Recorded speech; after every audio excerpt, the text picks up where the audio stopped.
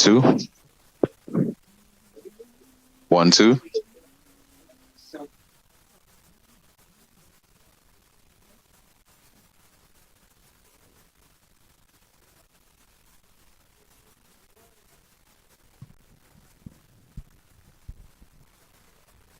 Good morning, everybody. This is a historic day here. 1, 2. Parliament. This morning, we are here with the young ladies who have been through the Young Women in Leadership training program organized through Civil Regional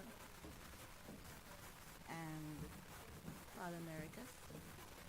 Parliamericas, of course, is a Commonwealth parliamentary and funded by the Government of Canada. Funded by the Government of Canada. And so what has happened in St. Lucia, YWIL came to St. Lucia, and the program started in May, where there was a call put out for young ladies who were interested in leadership training to register. 42 young ladies responded to that call, and these 42 young ladies have been through the training programs. The programs took them through parliamentary procedures, took them through leadership workshops, and so today, historically, we will have a sitting of the House of Assembly. It's an all-female house this morning. Very historic, all-female sitting of the House of Parliament this morning, and that is from our 42 young ladies. So this morning we are here with the all-female sitting of Parliament, and this afternoon there will be an all-sitting of the Senate. And as I speak with you, the chamber is being called to order.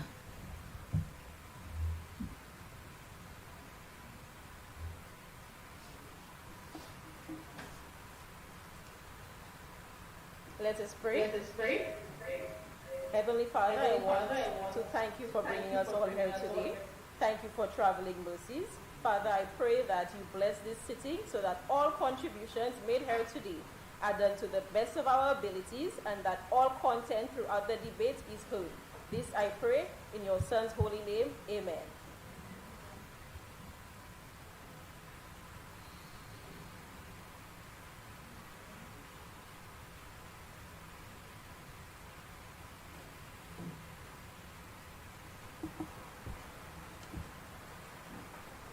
Announcements. Honorable members for Castries North and Grosile are unable to be here with us in person, but they will be here with us virtually. Honorable members for Micoud North and Castries South will be absent from today's sitting. They extend their sincere apologies. This is the first ever all-women sitting of Parliament presented by YWIL. YWIL aims to focus and foster young women's interest in public leadership. So on behalf of all the young women here today, we would like to thank CWIL/Parliamericas for partnering with YWIL and affording us with this opportunity to be part of this sitting today. Our very own Julian Alfred, who is a past student from my alma mater, Leon Hess, has returned on island just a few days ago. A homecoming ceremony was held for her. She set a track record, so let us all congratulate her, not forgetting all our other women who continue to do well across St. Lucia and continuously make us proud. Let us not forget that gender equality will only be reached if we are able to empower women, by Michelle Bartlett. Statements by ministers. Papers to be laid. Honorable Prime Minister and Member for Castries East.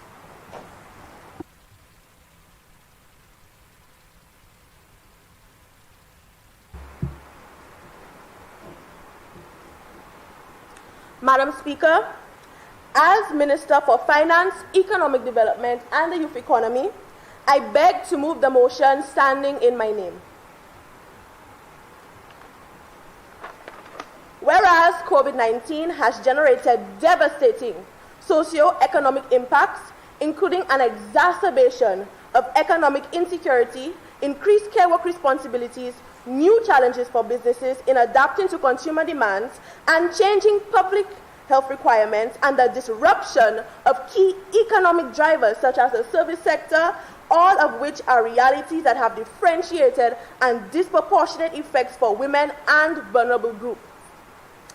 And whereas economies and ways of work have been rapidly changing even prior to the pandemic, spurred by innovation and technology, globalization, and increasing human mobility and informality of work, leading to increased automation, digitalization, and flexibility for the workplace, and the manner in which these are addressed could generate either positive or negative impacts for the economy, workers, and social and gender relations.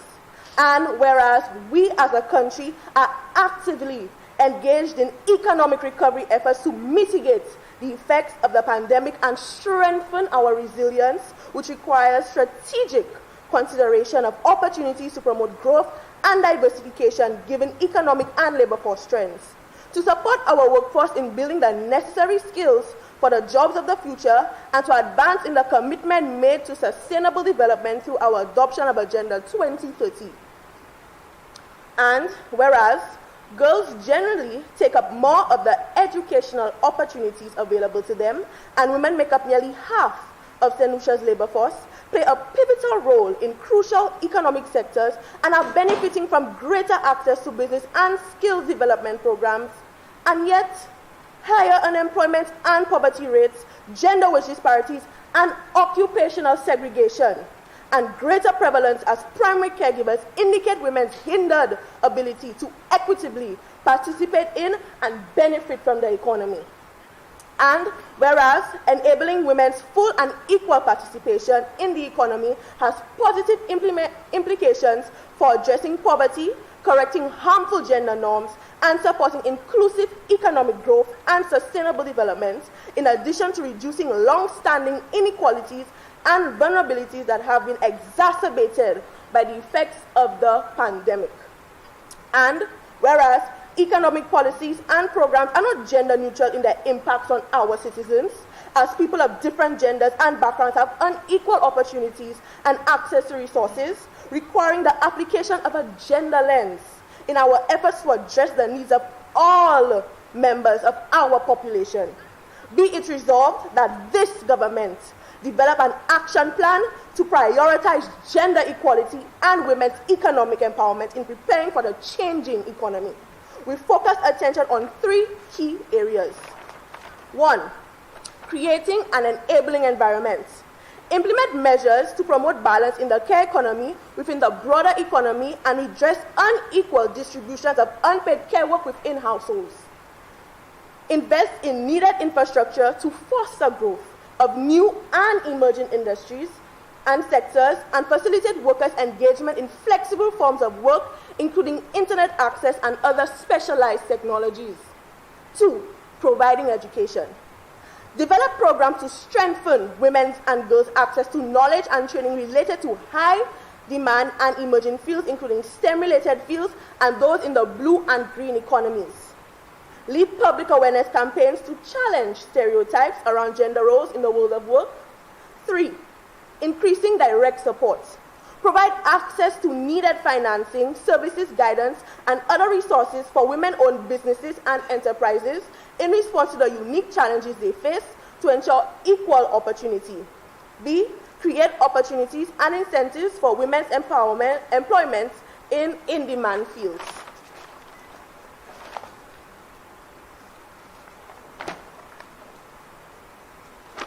Good morning once again, Madam Speaker and honorable members. I must say it is indeed a privilege and honor to be at the head of the first all-female parliamentary sitting. We are truly making history in St. Lucia. As indicated in the motion, the COVID-19 pandemic has brought to the fore a number of critical social and economical issues, further highlighting the disparities between genders in relation to employment opportunities, opportunities for education and training in emerging fields, and gender gap in remuneration. However, the pandemic has in turn presented opportunities to make a mid-course correction, which will allow St. Lucia to become more competitive in a global economy. This will entail the implementation of policies and programs which can create enabling environments to support women, youth, and vulnerable groups.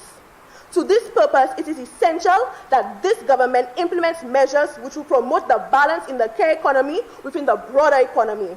In St. Lucia, currently there exists unequal distributions of unpaid care work within households, which adversely affects women's economic power.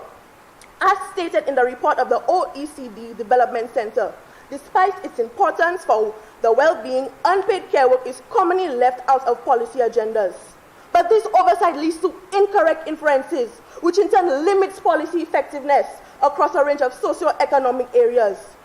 Women typically spend a disproportionate amount of time on unpaid care work as compared to their male counterparts. They are expected to juggle their domestic responsibilities in addition to their work obligations, thus creating a double burden.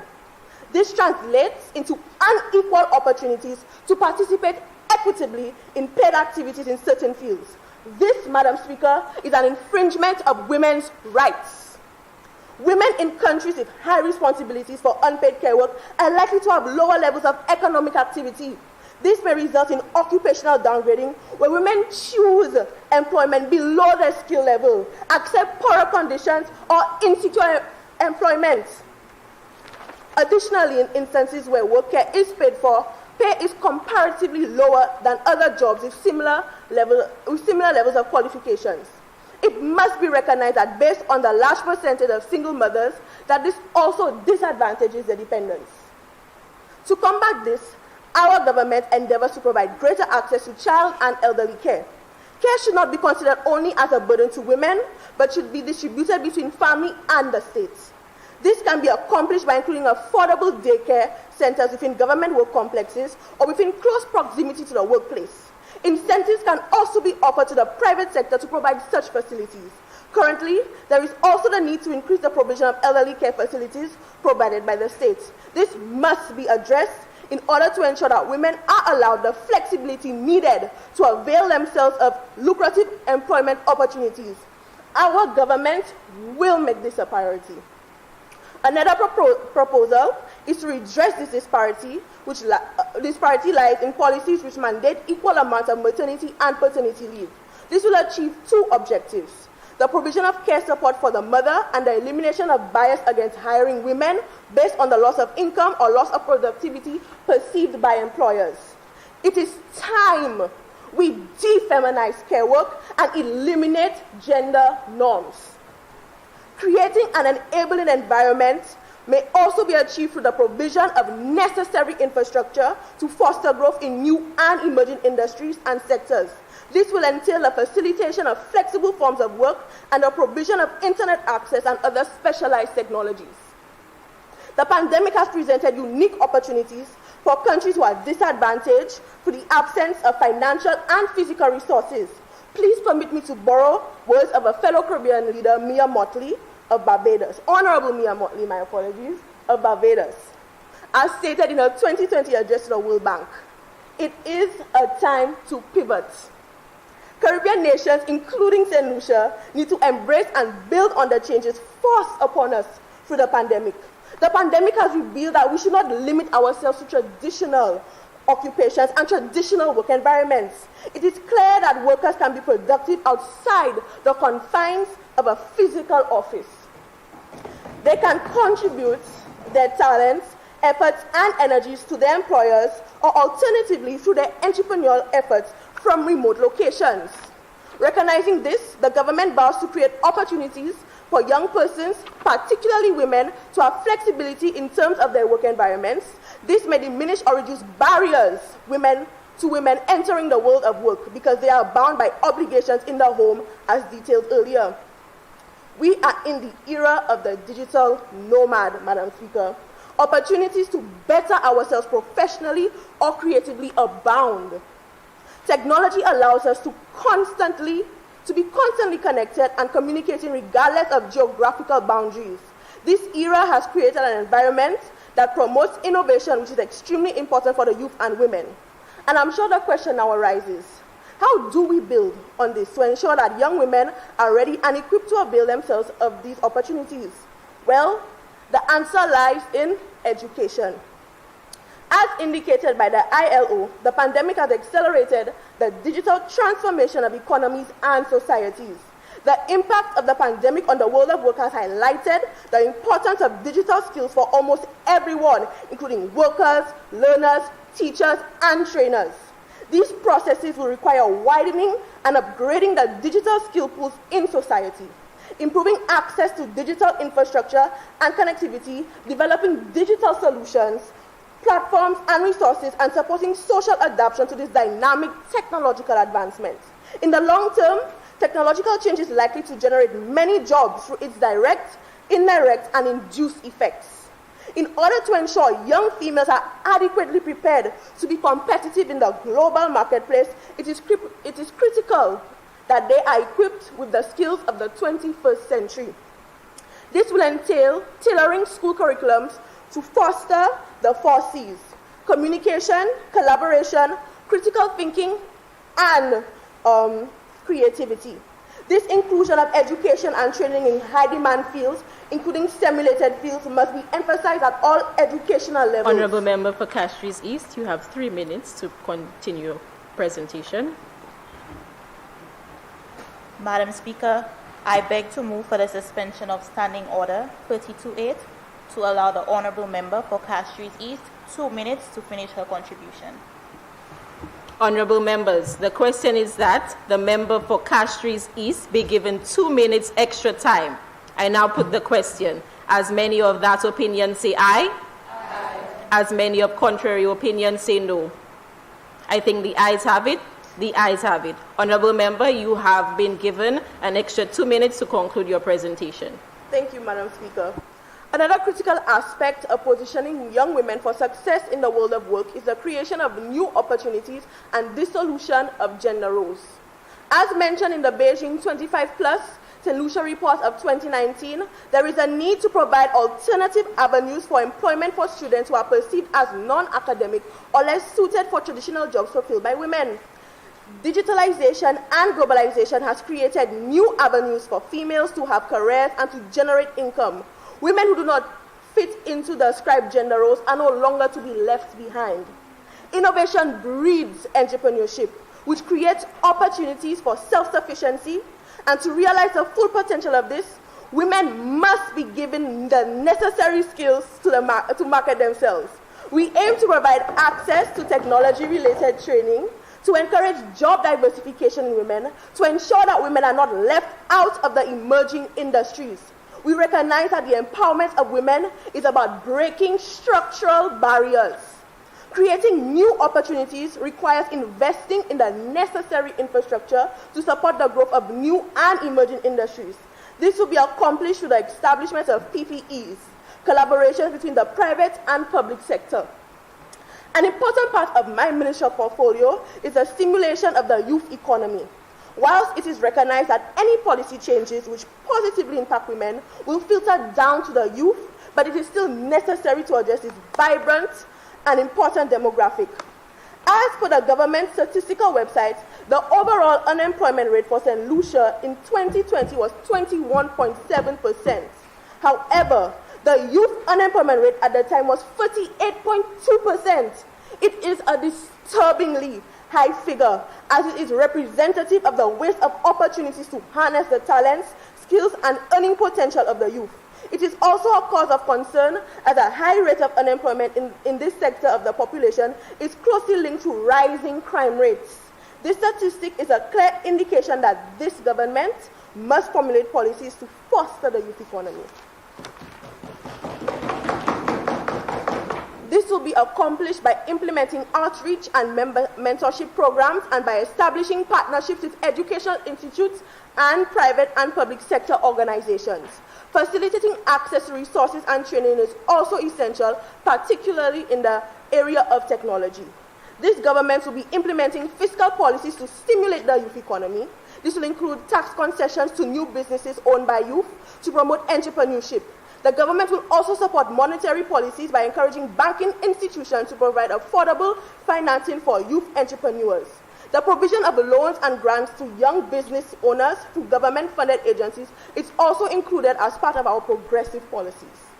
This government is committed to facilitating the advancement of women and youth through gender and youth-responsive budgeting. To this end, the government has allocated 17 million and 10 million to each demographic, respectively. I urge honorable members to make their contributions to the debate on the motion and to give their support on the motion, to the motion. I thank you, Madam Speaker. Thank you, Honorable Member for Castries East. Honorable members, the question is that Parliament do authorize the approval of the motion for the action plan. Honorable Member for Castries South East.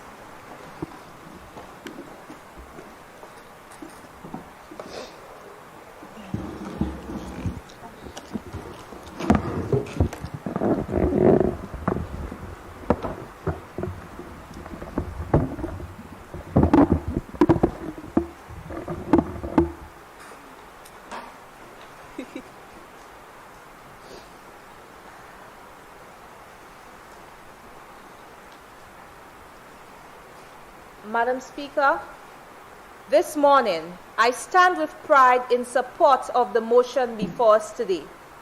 As the member for Castries South East, I would like to commend the efforts of our Prime Minister in bringing forth this motion. Madam Speaker, moving forward, this is the quality of leadership I would like to see in this honorable House. Within these walls, all of us combined have the power to make St. Lucia a better place.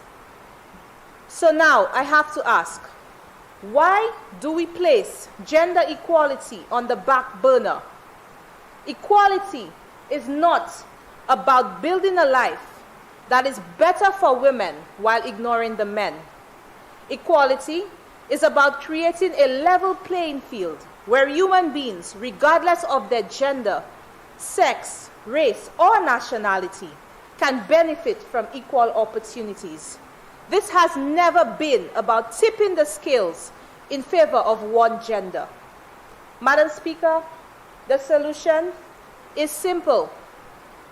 Promoting women is just smart economics.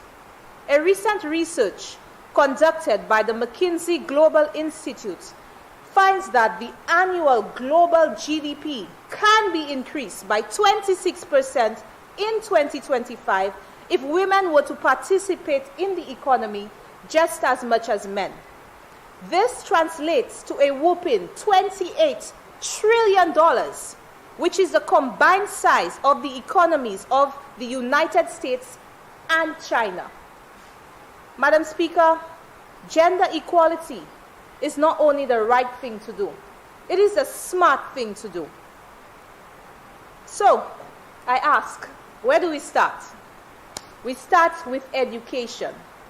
Advancing gender equality through education goes far beyond having access to education. Attention must be paid to the content of education. We must teach content that challenges gender stereotypes through curricula, teaching methods, and teaching materials. Too often, we forget the youth and try to achieve change through adults who had dead set in their ways. Let us give back to the future generation by setting them up for success. According to the experts, as children enter adolescence... Honorable Member, you have 3 minutes remaining.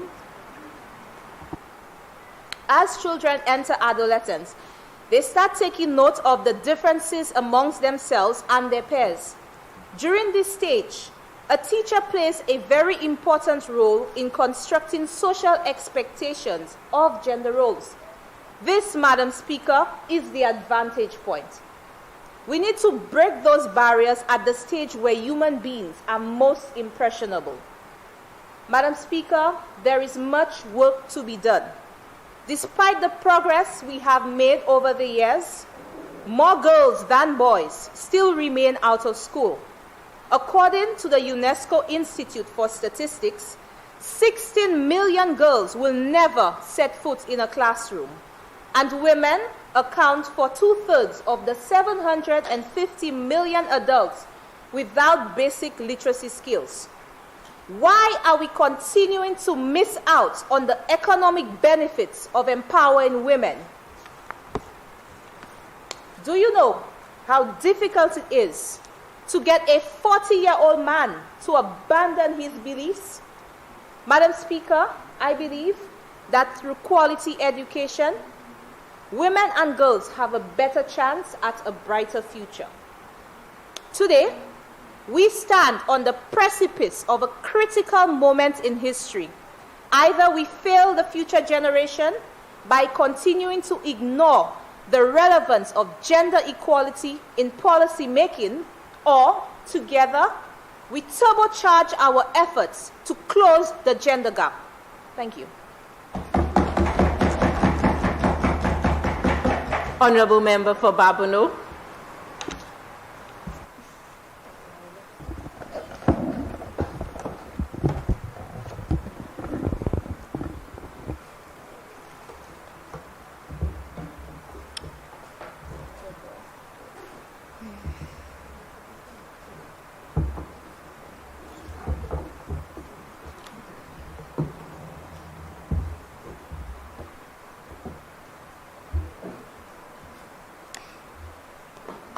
Good morning, Madam Speaker, members, invited guests, and the members of WIWIL.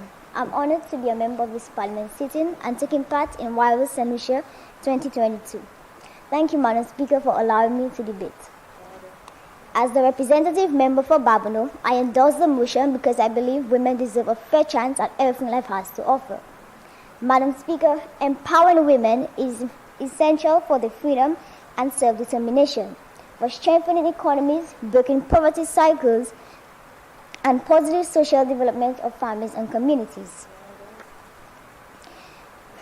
And I quote, "The fastest way to change society is to mobilize the women of the world." Madam Speaker, gender equality is a basic human right.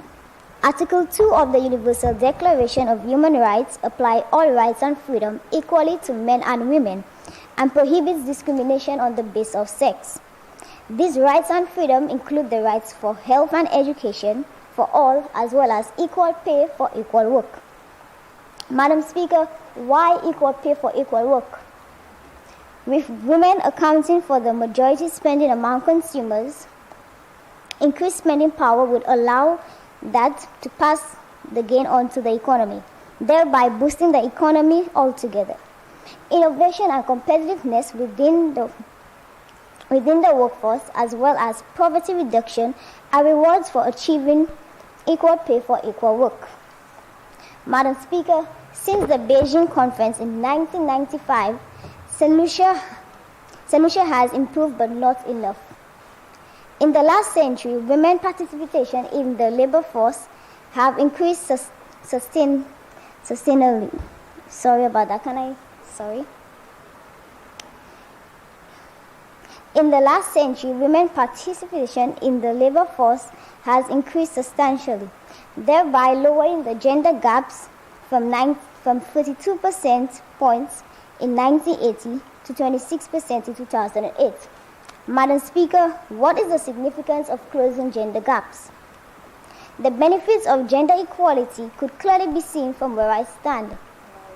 There are better health care, healthier children, and a better environment are just a few benefits of closing gender gaps.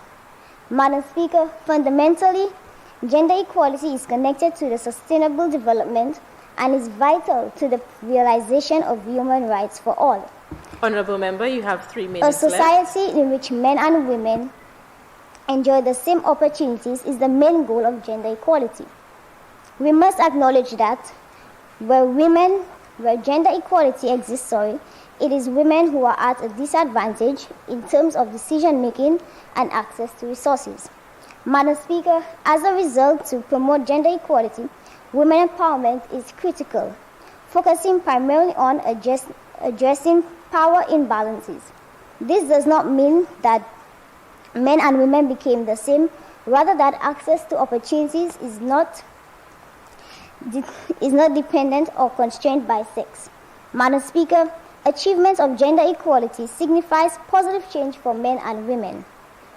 Positive change for women as a natural consequence creates positive change for men.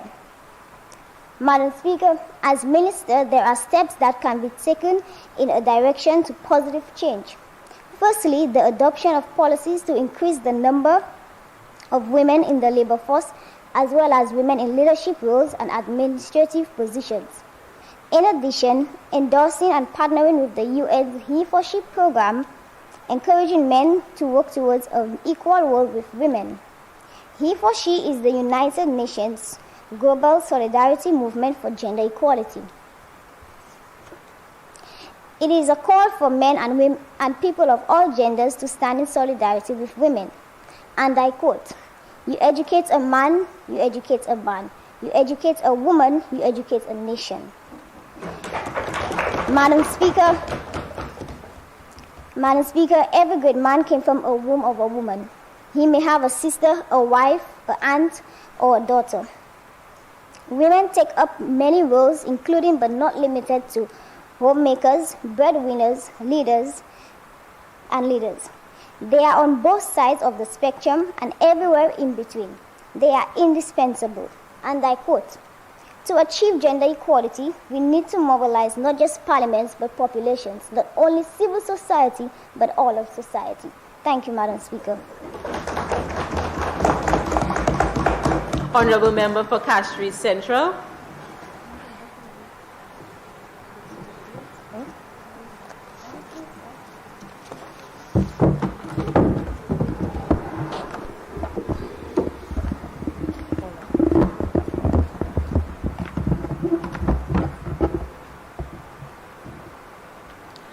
Good morning, Madam Speaker, fellow Cabinet Ministers, Senators, invited guests. I stand here today to make a brief contribution in support of this motion before the House.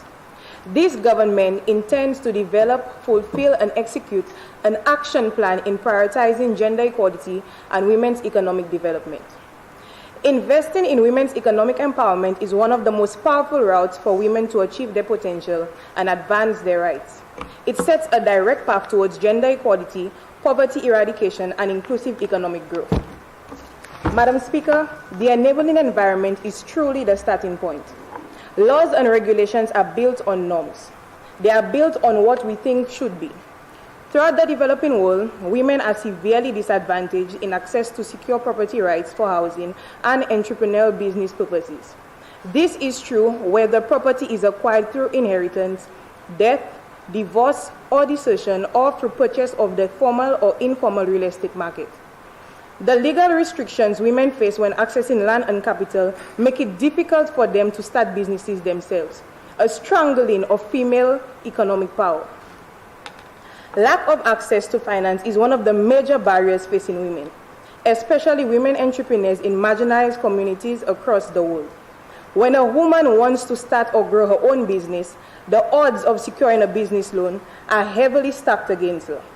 A recent study by the World Bank's Women Business and Law Project showed that 128 countries, ranging from high-income nations to those struggling to develop, only 20 of the 128 had a legal system that treated men and women as equals. There is no one-size-fits-all approach to promoting gender equality in property rights and business purposes. Any given country's context must be carefully considered and local solutions must be found.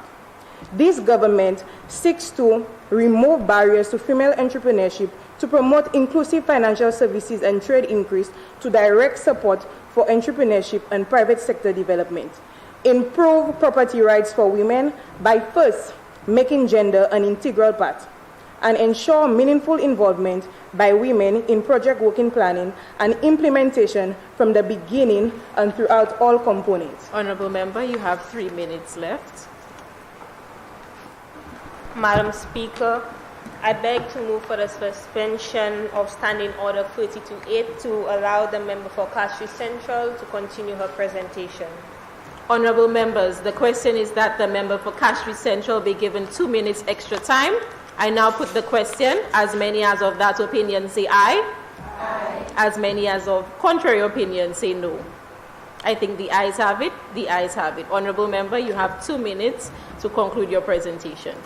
Madam Speaker, many women, especially poor and marginalized women, do not have equal access to housing because women as a group lack land, property, and housing rights.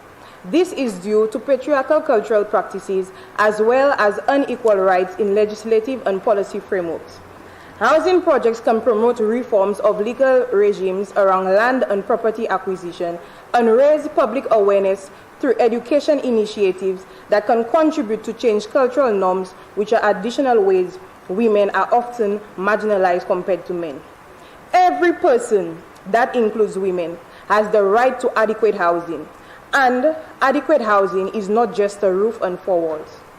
Women should be included among the beneficiaries of social housing programs. Madam Speaker, does it make sense to think on housing rights from the point of view of women? If this is a universal right, why analyze it exclusively from the perspective of the female gender? Although it cannot be denied that in recent decades, women have won many rights unoccupied spaces that were until recently denied to them, reality shows that there is still great inequality between men and women in all regions of the world. The planning and implementation of housing projects is about much more than just building houses. It is about ensuring the comprehensive enjoyment of housing rights. That is security, location, affordable cost, non-discrimination, infrastructure, accessibility, and habitability. Secure housing and property rights can be life-changing for women. All legal dispositions and social practices which discriminate against women and prevent women from having total access to housing and land must be eliminated. This government stands ready to strengthen national legal protection for women's housing rights, simplify land management processes to streamline titling process and reduce transaction costs, as well as enabling partnerships that foster infrastructure development to safeguard present and future generations. So, how do we teach our women to be empowered when they have limited access to resources or the little that they have is taken away from them? Madam Speaker, in St. Lucia, women are accelerating and driving growth in the economy. We have many organizations that empower and support women. Just to name a few is Raise Your Voice St. Lucia.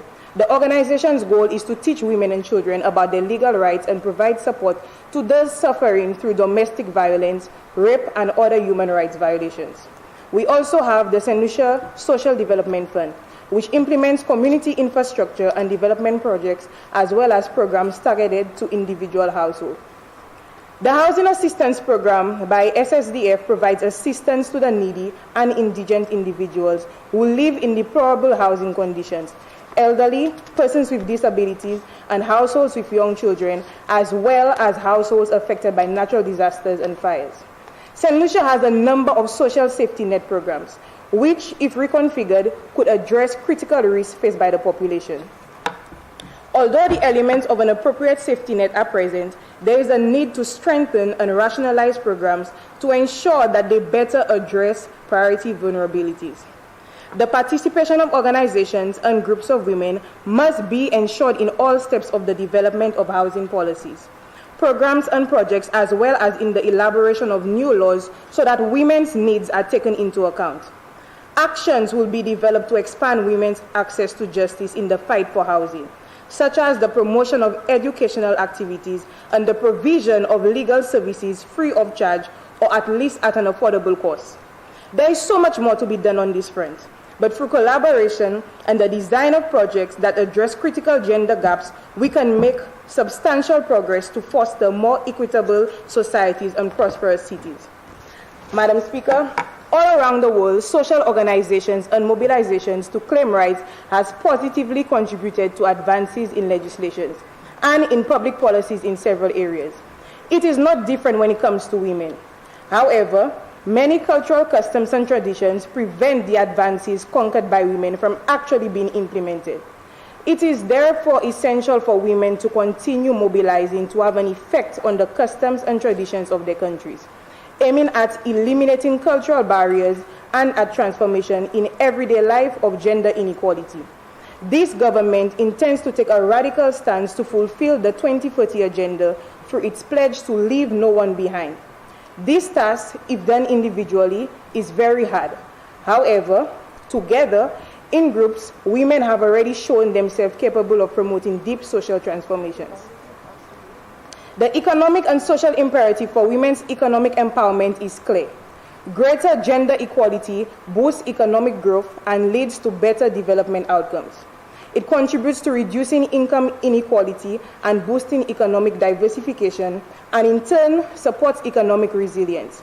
Gender equality must become a standard feature of our programming and not an additional add-on. Madam Speaker, I will end with this quote. Raise a son and you will raise a man. Raise a girl and you will raise a nation. I give my full support to this motion. Thank you, Madam Speaker. Thank you, Honourable Member. Honourable Member for Grosley. I think the Honourable Member for Grosley will be joining us virtually.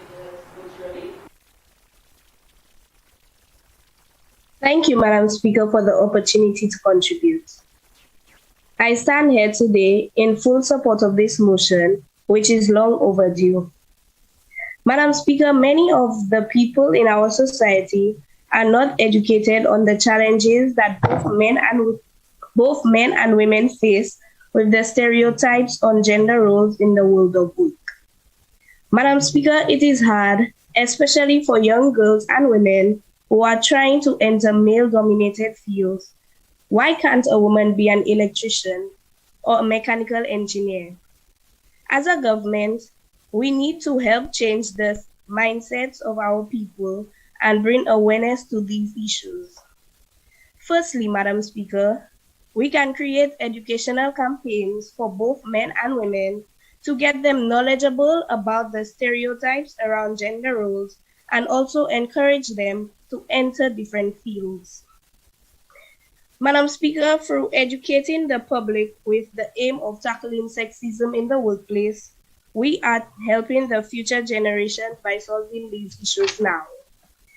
Madam Speaker, these educational campaigns should also be taken to secondary schools because this is where most students decide on their career paths. With statistics from the Education Statistical Digest 2019, there were 5,522 girls attending secondary school out of 11,132 students enrolled. Let us say a quarter of these females would like to enter male-dominated careers. Madam Speaker, that is 1,380 girls, which is over 1,000 young girls who will be faced with challenges from bullying to discouragement. What are we doing to help make their transition into a male-dominated career easier, Madam Speaker? This is why I suggest, along with the education, we as ministers, the teachers, the parents, and society should encourage schools to create a safe space for these students, for instance, a club where these students can obtain encouragement, advice, and support. Furthermore, as Minister for Youth Development and Sports, I must also mention that educational campaigns should be brought to sports, Madam Speaker. I believe that more students should be encouraged and educated about sports, especially at a young age. Madam Speaker, in a district with 10 primary schools and 1 infant school, there were 2,333 students attending in 2018 to 2019, according to the Education Statistical Digest 2019. That is more than enough students to start implementing sport awareness programs in the primary schools. These programs should entail information about the different sporting activities, the benefits of playing a sport, and the opportunities that it holds. There should also be a focus on encouraging females to partake in a sporting activity, especially football, basketball, cricket, and track and field. Madam Speaker, by educating these girls at young ages, this will allow them to develop interests and skills in a sport. Madam Speaker, how do we expect to have another Julian Alfred if we do not show our support. We must also continue to encourage and provide our boys with the necessary equipment, training, and proper leadership to continue excelling. It is up to us to make our society a better society. Madam Speaker, it is time that we break this trend and educate our people on the challenges of sexism in the workplace and in sports, and prepare our youth for these challenges. My ministry is ready to support the campaigns in any way necessary. Let us become a better St. Lucia. I thank you.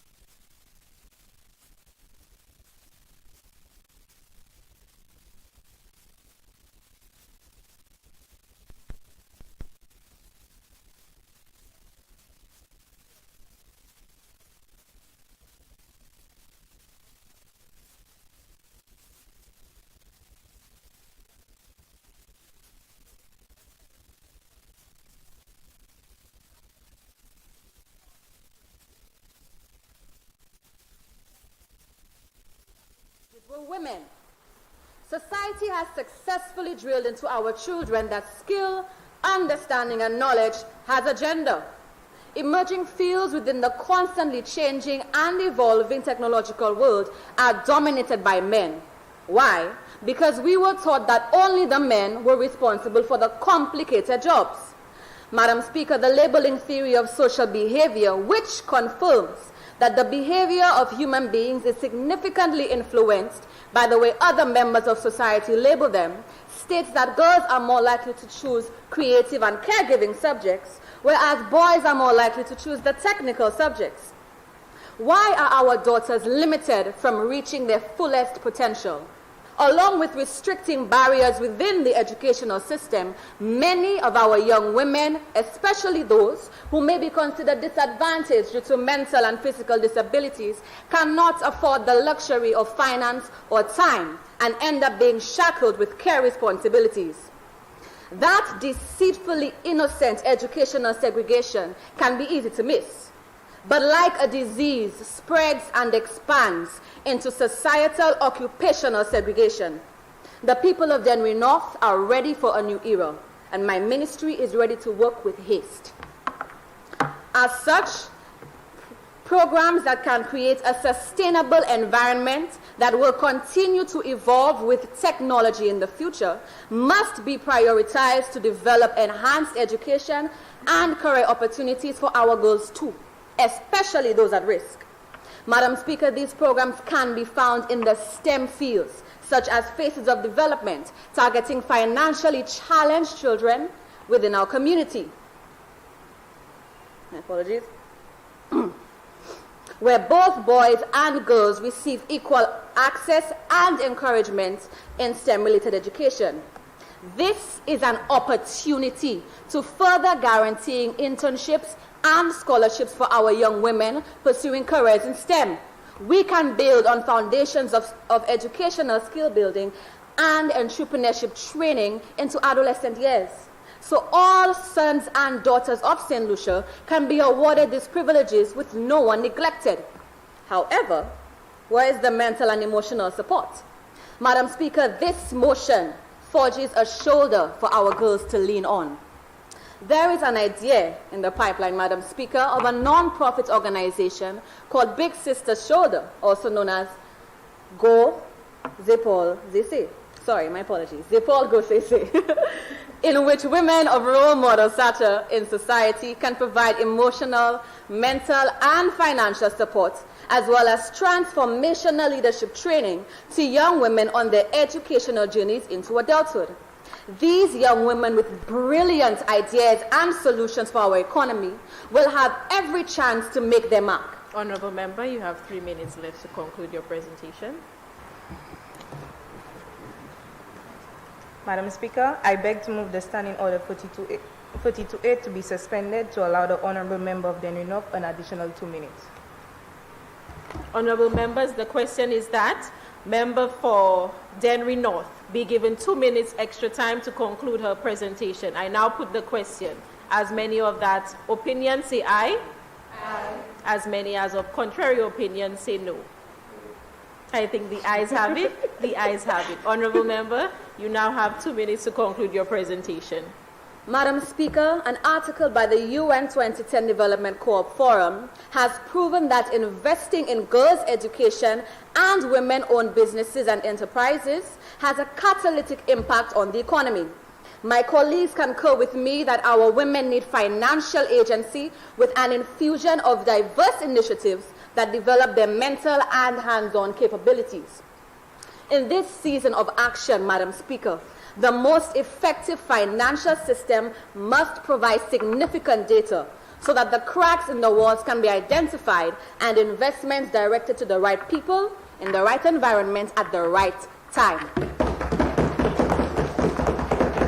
That is why I extend my gratitude to the Helen's Daughters of the agricultural sector, collaborating with us to foster a revolutionary impact on our economy, training all women and girls in agriculture. This proves, Madam Speaker, that there are a modicum of hands-on projects and resources we have tirelessly put in place for the future of our women. This motion is the exact blueprint we need to accomplish these priorities.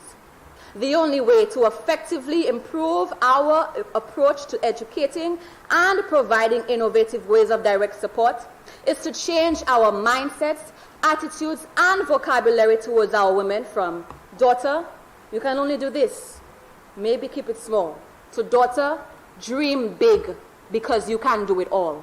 Thank you.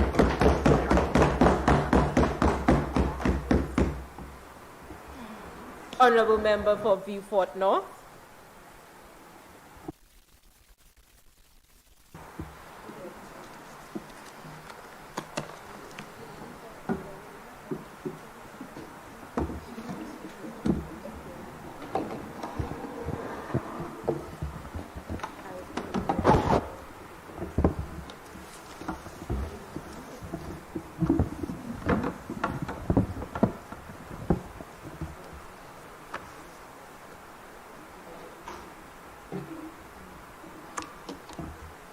Madam Speaker, honourable members of the House, good morning. As my fellow honourable members have previously mentioned, today will indeed be recorded in the history of St. Lucia as remarkable. Madam Speaker, as the representative for the constituents of Vieux-Fort North, I rise to address some very pertinent issues with regards to the inequities that women face in our society today. The motion proposed by this government prioritizes gender equity and women's economic empowerment in preparation for the changing economy.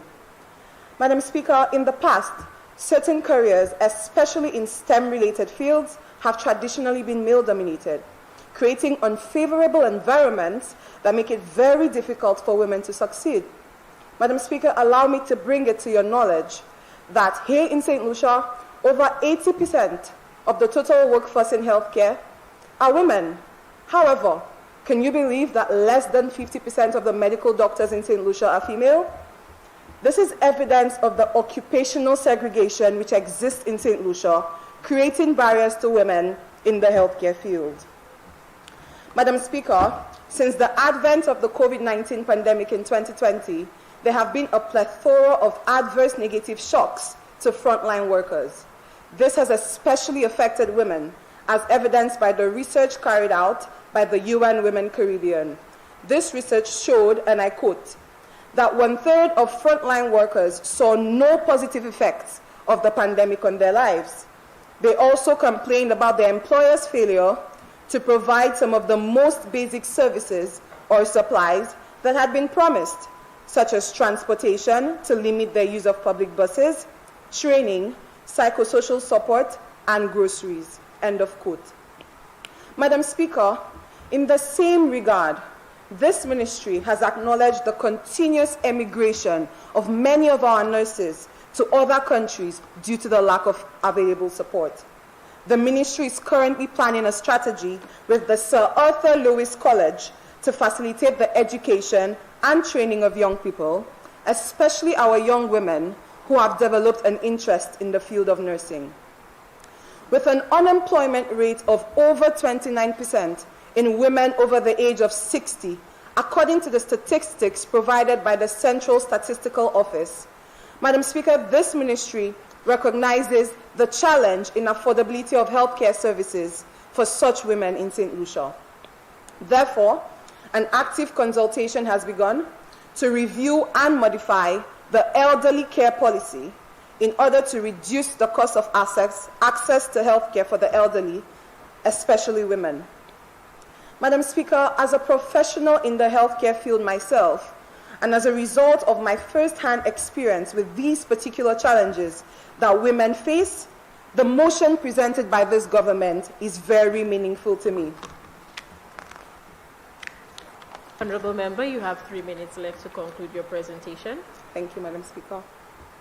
Madam Speaker, the motion proposed by this government will prioritize the application of a gender lens in its efforts to address the needs of all members of our population by putting into place a series of measures and programs targeted to women empowerment, providing education to women in critical areas, and access to the resources that women need to help them succeed in today's economy.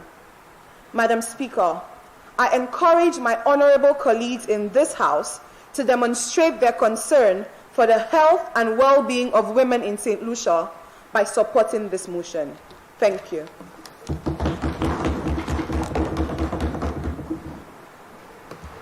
Honourable Member for Castries North, I think she'll be joining us virtually.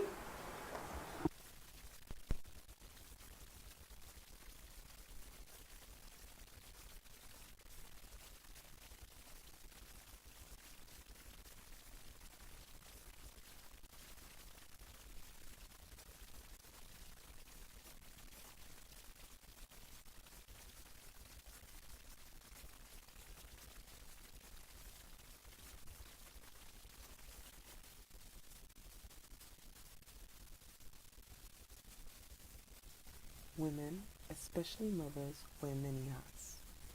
They are not only workers, but also wives, daughters, parents, teachers, protectors, nurses, and doctors. As such, as primary caregivers, it is imperative that women are supported in order to be unhindered productive members of society.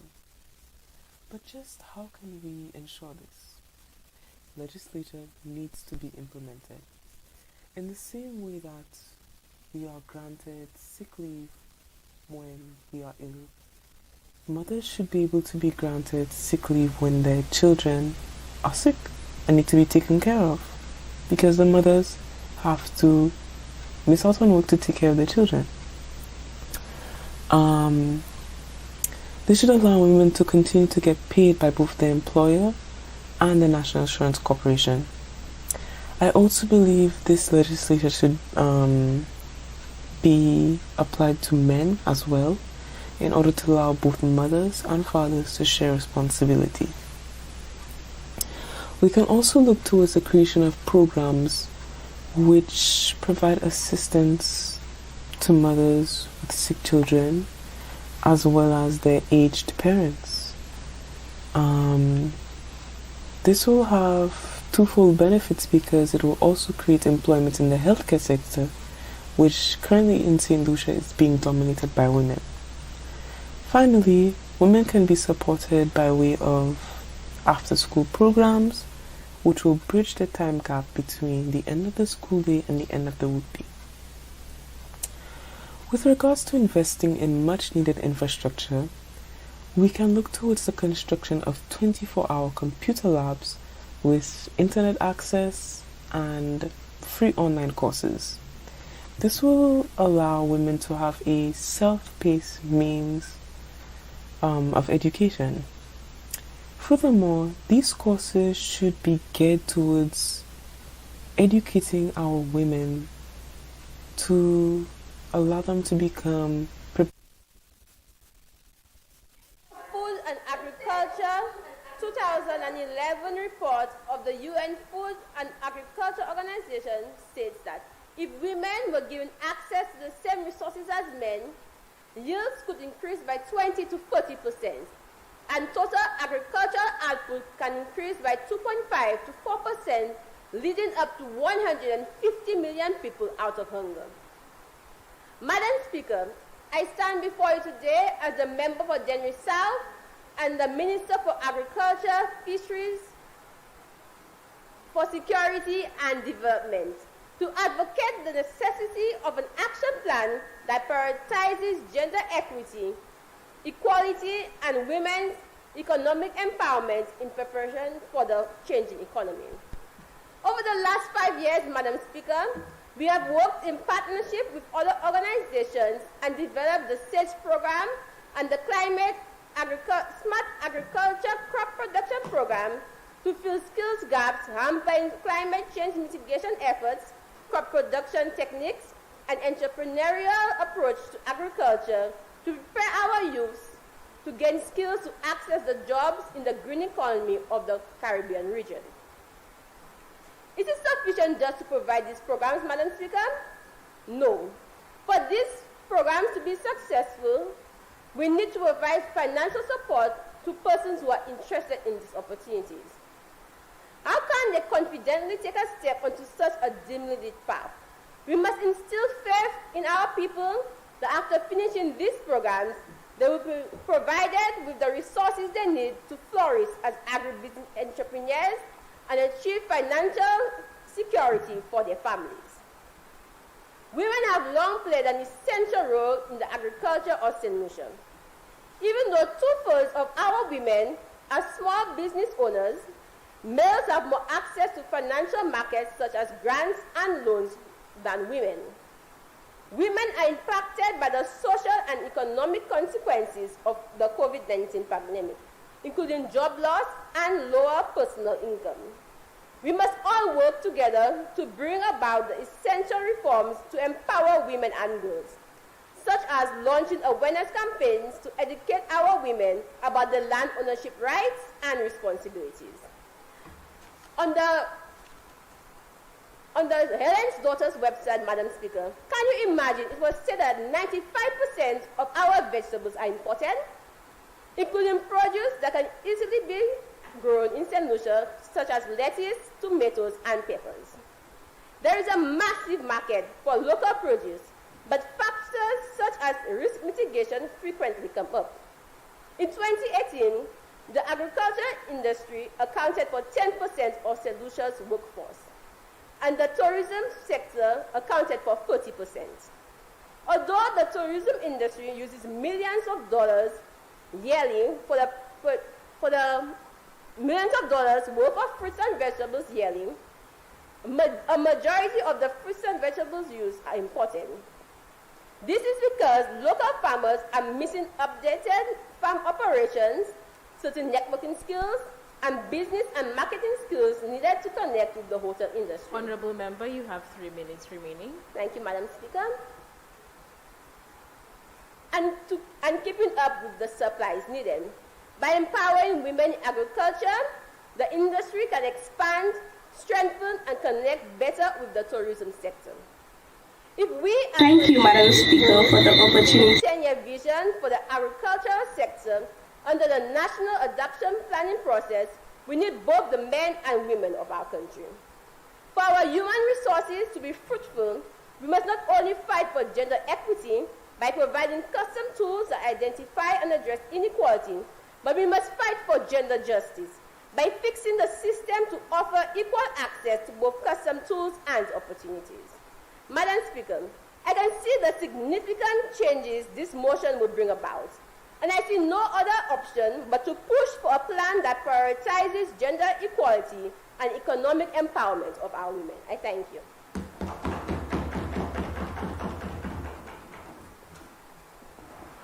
Honorable Member for Ladry.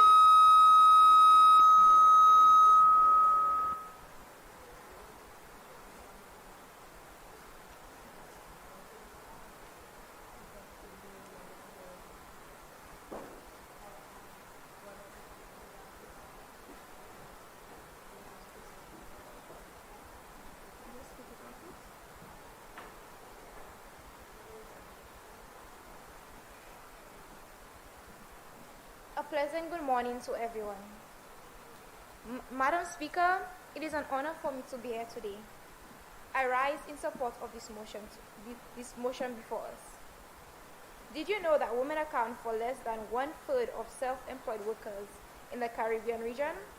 Similarly, self-employed accounts for only 13% of total female employment, compared to 33% of males. Female entrepreneurs may be in the minority in the Caribbean region, but with the right support, they have the potential to be a powerful economic force. Women entrepreneurs in the region faces more challenges than men. Increased opportunities for women-led businesses, including those in male-dominated industry, could be a game changer for this region, increasing job creation, innovation, economic growth, and poverty reduction. Female entrepreneurs across the Caribbean have a lot to offer the island's economies,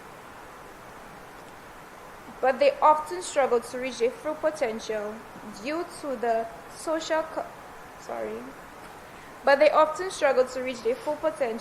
a lack of institutional support, social culture barriers, and limited access to capital and training.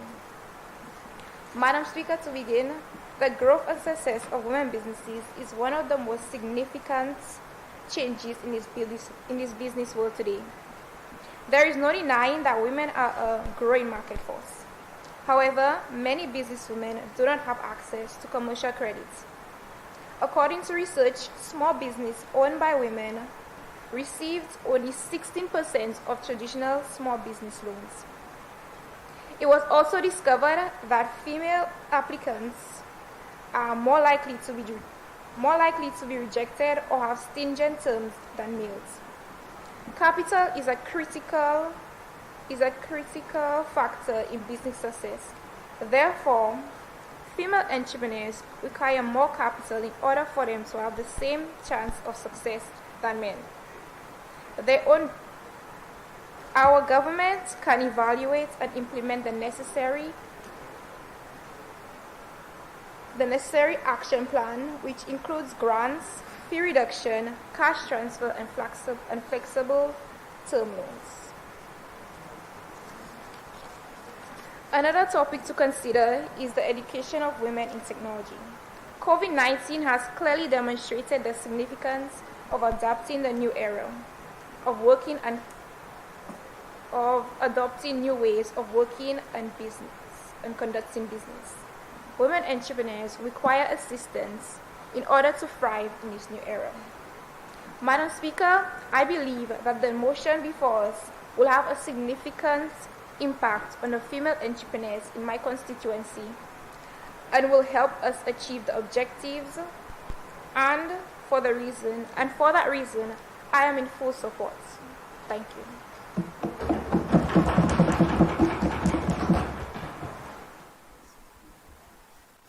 Honorable Member for Castries North.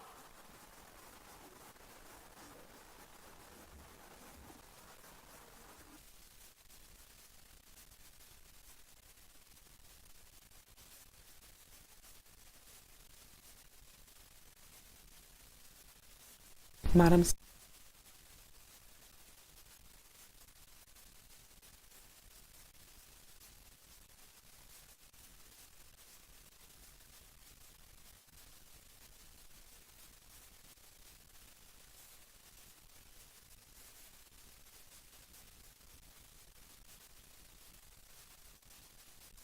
Speaker, women, especially mothers, wear many hats. They are not only workers, but also wives, daughters, parents, teachers, protectors, nurses, and doctors. As such, as primary caregivers, it is imperative that women are supported in order to be unhindered productive members of society. But just how can we ensure this? Legislation needs to be implemented. In the same way that we are granted sick leave when we are ill, mothers should be able to be granted sick leave when their children are sick and need to be taken care of, because the mothers have to miss out on work to take care of their children. Um, this should allow women to continue to get paid by both their employer and the National Insurance Corporation. I also believe this legislation should be applied to men as well, in order to allow both mothers and fathers to share responsibility. We can also look towards the creation of programs which provide assistance to mothers with sick children as well as their aged parents. This will have twofold benefits because it will also create employment in the healthcare sector, which currently in St. Lucia is being dominated by women. Finally, women can be supported by way of after-school programs, which will bridge the time gap between the end of the school day and the end of the weekday. With regards to investing in much-needed infrastructure, we can look towards the construction of 24-hour computer labs with internet access and free online courses. This will allow women to have a self-paced means of education. Furthermore, these courses should be geared towards educating our women to allow them to become prepared for the labor market of the world and not just our island. As Minister of Infrastructure, I would also like to see to it that our free island Wi-Fi project is followed through.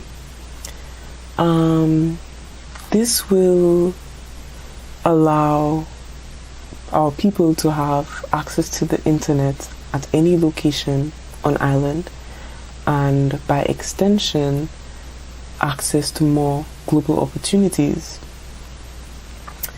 It is also important to note that even if we were to provide this internet access, that not everybody has means or the funding or the finances to afford electronic devices.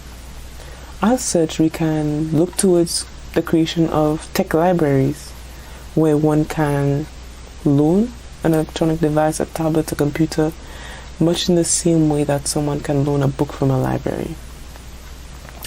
While it is incumbent on us to foster the growth of emerging fields, STEM, the blue and green economies, small businesses, it is necessary for us to focus on the issues plaguing these fields. For example, it's come to my attention that in many communities such as Roseau and Kalisak, a lot of the fertile land is being used for construction. This is alarming as without the land, we lose our primary resource for food security. And it's scary because right now agriculture contributes towards 2.2% of our gross domestic product, and we have a long way to go. Moreover, our efforts in investing in our women in these green economies become futile. Land needs to be designated for strictly agricultural use. And we talk about linkages. What use is it to talk about linkages if we have nothing to show? If there's one thing the pandemic has taught us, it's the importance of food security and becoming self-sufficient, self-sustaining.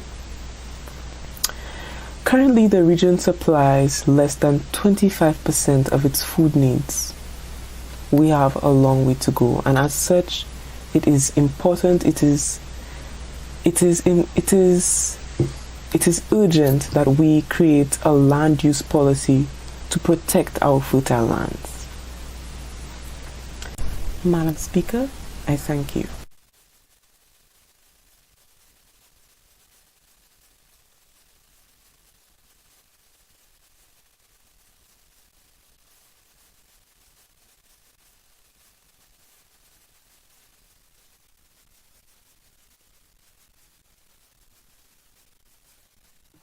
Honorable Member for Soufrière Fort-Saint-Jacques.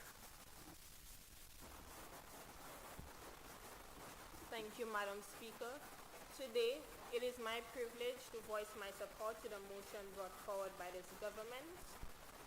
As we all know, COVID-19 has had a detrimental impact on the livelihoods of our women, putting a damper on the work sector and this economy. It has left our women vulnerable, especially when the effects of the pandemic surface, whether it be by putting women out of work or them being restricted to fewer hours. It is no secret that we women, Madam Speaker, are critical thinkers, so this pandemic didn't hinder us from making something happen. As you can see, many women and girls have proven their resilience by becoming entrepreneurs. But this did not come without its own challenges. And as we may know, starting a new business can be extremely stressful and demotivating. So how can we as a government help ease this burden? It is quite simple actually. One way in which you can assist is through an increased direct support so our St. Lucian women and girls have access to much needed financing in addition to any other resources that they may require. As a government, we need to ensure that these women get equal opportunities so that they are able to thrive and overcome whatever challenges that they may endure. Madam Speaker, we are in a time where technology is so prevalent that we are able to provide a wide range of courses, seminars, and open forums so our women and girls have the necessary guidance to help build on their knowledge. Madam Speaker, there needs to be a balance within the economy. More investments are to be made to provide the support to the growth and development of our women and girls of St. Lucia. We have it in us. We women are already doing it. We just need the extra support so that we are able to be well prepared. The working environment has changed drastically, and it is important that we seek avenues where we are able to help as much and however we can. Minimal assistance like a startup subsidy or gaining access to low-interest loans and the smooth process of registering their business should be accessible to all. There are so many programs that can be put in place to strengthen our women and girls' knowledge and skills. We need to understand that it is high time women get the same opportunities as men. Honorable Member, you have 3 minutes left to conclude your presentation. It is not rocket science. What a man can do, a woman can do also, maybe even better. So we have to provide women with the same courtesy as their male counterparts, disregarding the harmful gender roles and stereotypes that are still very alive in today's society. Thank you, Madam Speaker.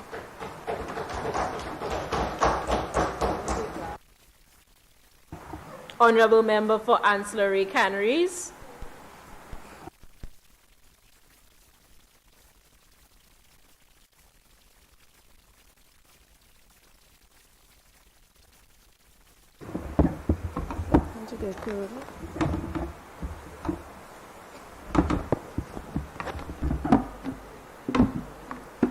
Thank you, Madam Speaker. Women are very important to every country worldwide. They have the power to nurture, create, and transform. What are we doing to help our women in this beautiful island of St. Lucia? As the member for Ancillary Canneries, I rise in advocacy for the motion that this government should develop an action plan to prioritize gender equality and women's economic empowerment in preparing for the changing economy by increasing direct support.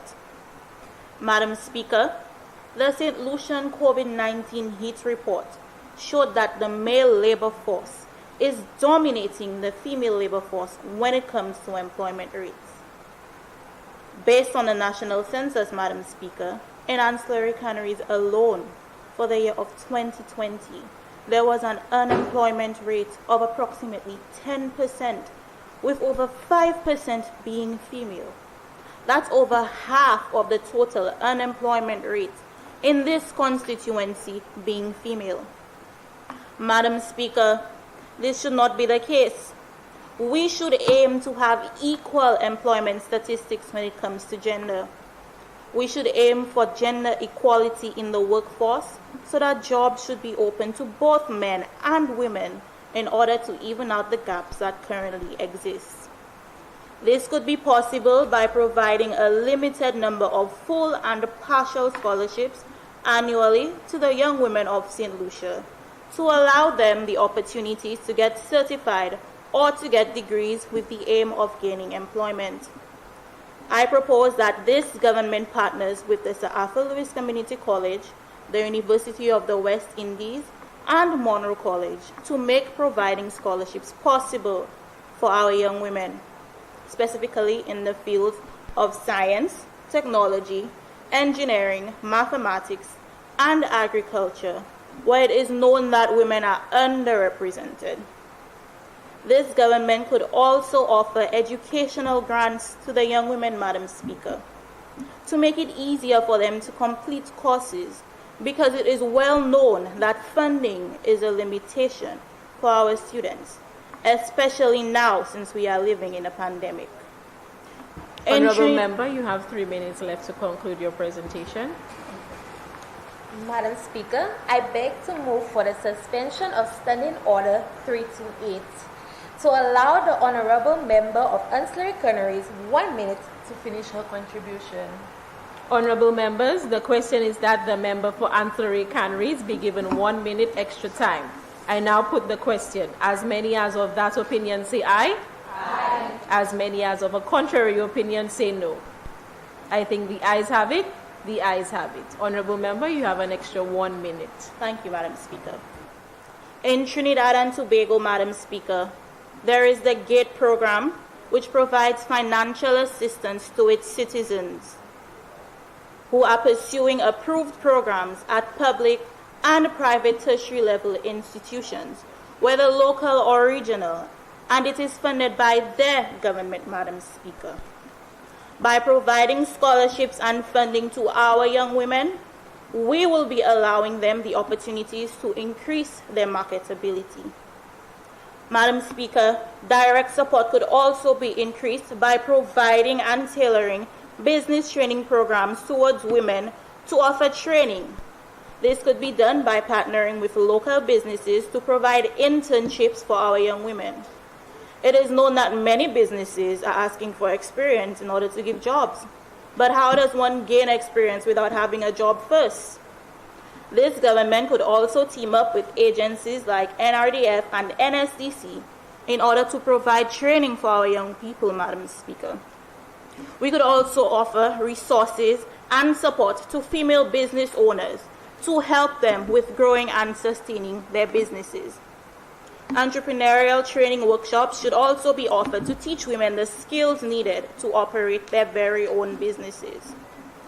According to the World Bank, while female-run businesses are increasing worldwide, women still face challenges in maintaining successful businesses due to the lack of funding, social constraints, and fewer skills, thus proving the dire need for this government to implement business training programs and entrepreneurial training workshops for women. Madam Speaker, we could also increase direct support by increasing access to finance programs to female business owners with the aim of assisting them in getting the funding needed in order to start up or to operate businesses. This could be done by collaborating with financial institutions and creating innovative loans and savings products for our female entrepreneurs. By doing so, Madam Speaker, we could increase the number of women being employed in our economy, thus resulting in increased economic activity and a better livelihood for our citizens. Now, Madam Speaker and fellow colleagues, I pose this question to you. If we can't give them all jobs, why can't we at least help them with creating jobs for themselves? I end with a quote by Kofi Annan. There is no tool for development more effective than the empowerment of women. I thank you.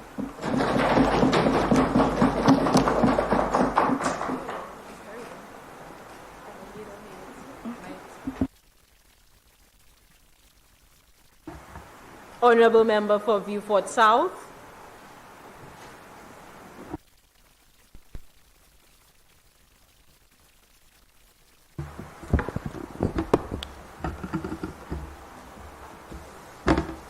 Thank you, my love. Good day, Madam Speaker. I stand before you with some detrimental issues, which has placed a plague onto our society for years, which is why we are here today to address such matters. Madam Speaker, our society has reinforced such issues, which is why women assume that they do not have a voice or confidence.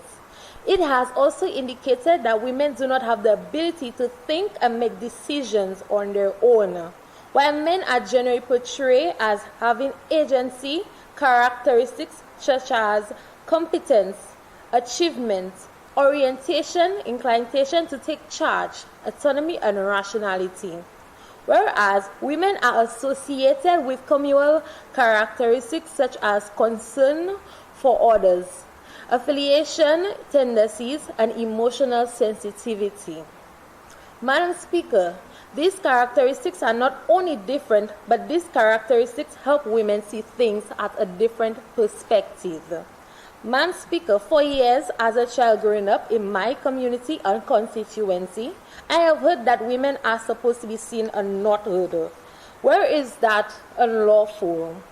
As a woman, if she has an opinion, she has the right to express it.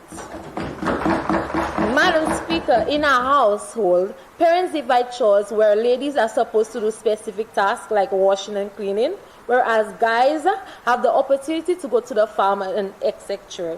Where I realize these things have prevented women from seeing their true potential as a woman. Men often say that a woman cannot do that or this because she's a woman. She is not a man. She has skills. Men often say that a woman cannot do this or that because she is a woman. She has no skills. She is not skilled like a man. Because she is not a man, she's a phenomenal aspiration. She's mentally ready to tackle any task at the best of her ability.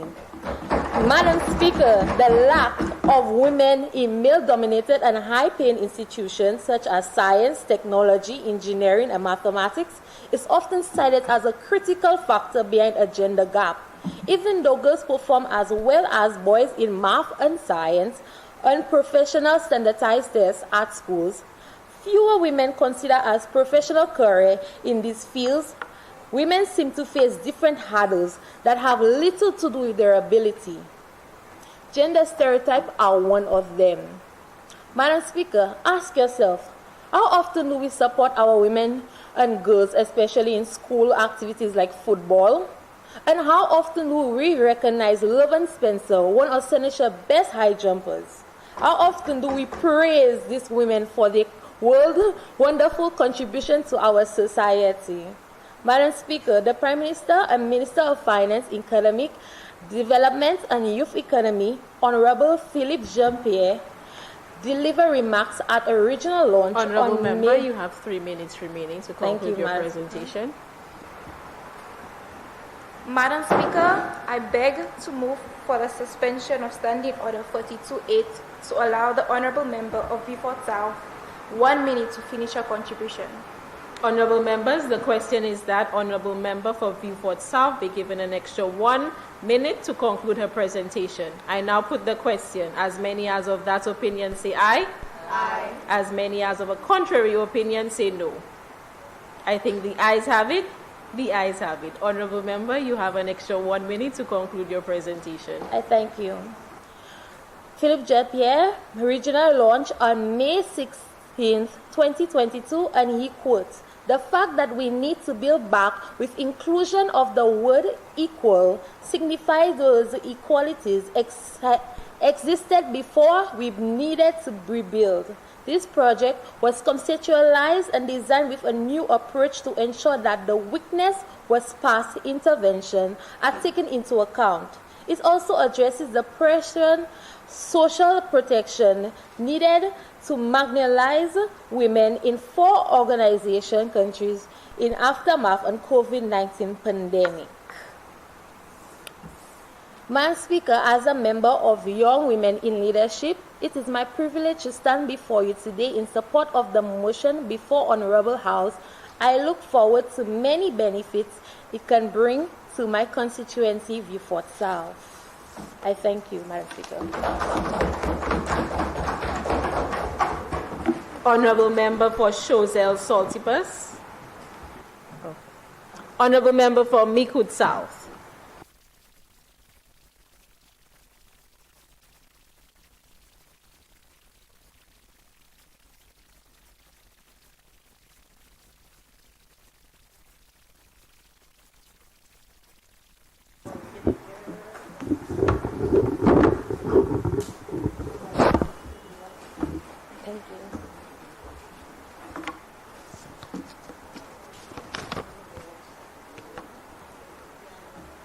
Madam Speaker, members of this cabin, and esteemed guests, as leader of the opposition and the representative of Micoud South, I cannot stand before you in full support of this motion. We would like to acknowledge the merits of the proposed ideas within the motion, namely providing education, increasing direct support with incentives for workers, investing in infrastructure to grow emerging industries. However, we would like to address the deficiencies within the motion and provide additional points based on St. Lucia's current work environment, specifically with consideration to the protection of women. To begin, I would like to cite UNICEF and UN Women's Eastern Caribbean 2018 report.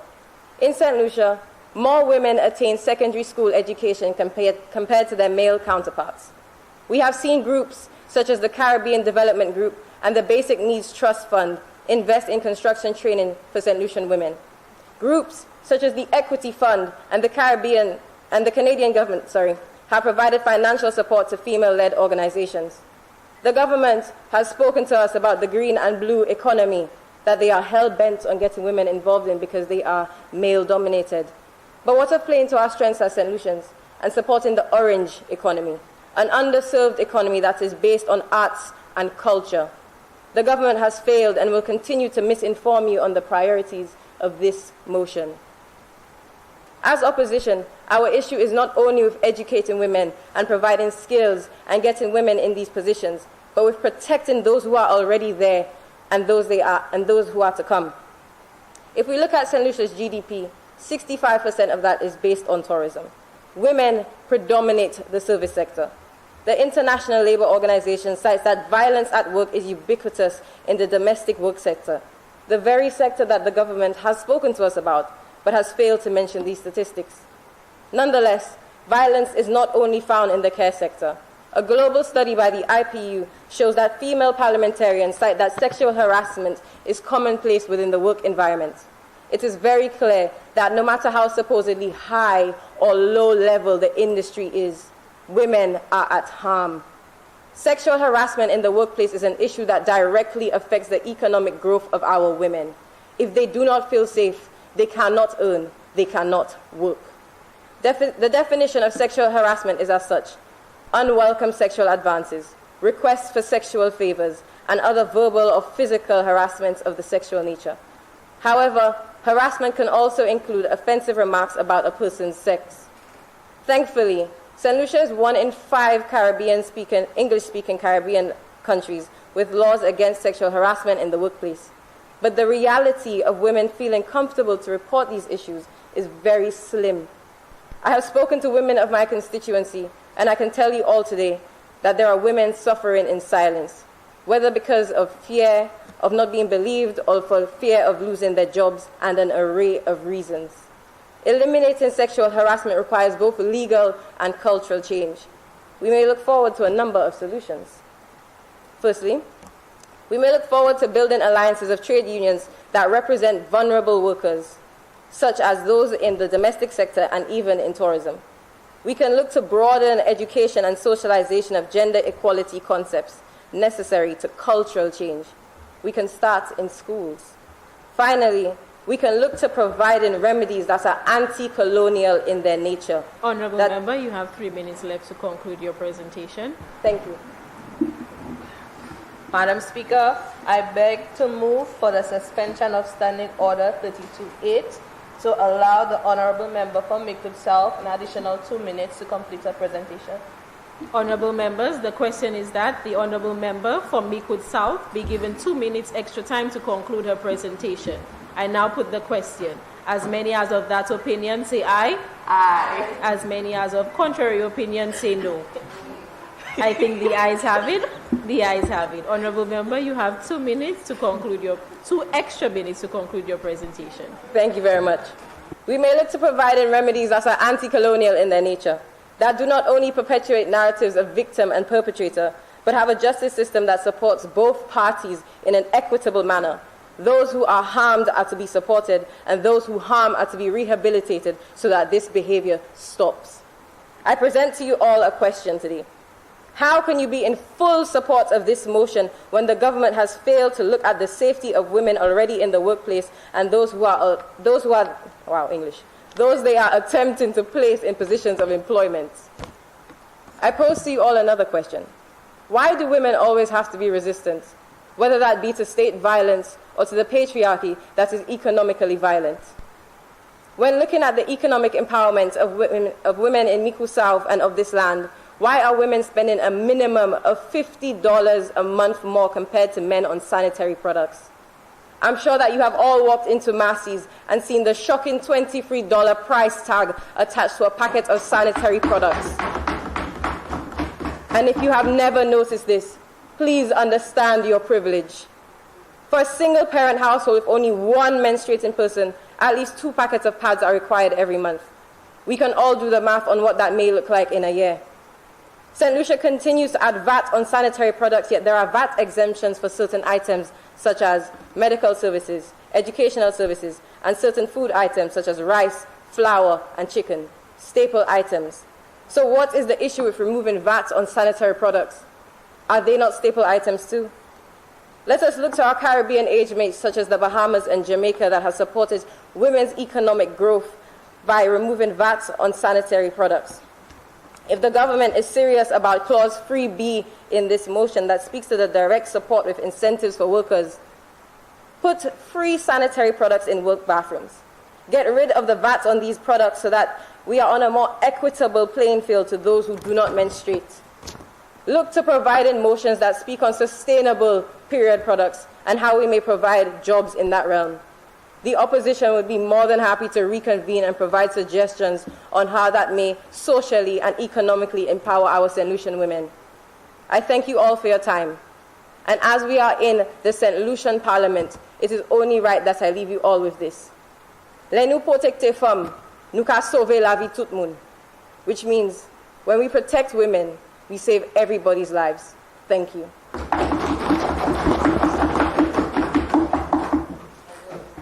Honourable member for Choiseul Saltibus.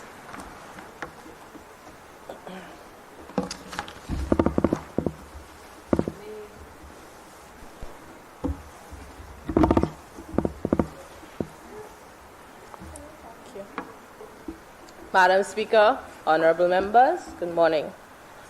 Madam Speaker, let me commend the Honourable Prime Minister for bringing forth this motion. As a woman, I understand the value of this motion presented here today. As a young woman and a potential beneficiary of this motion, I would like to say it's okay.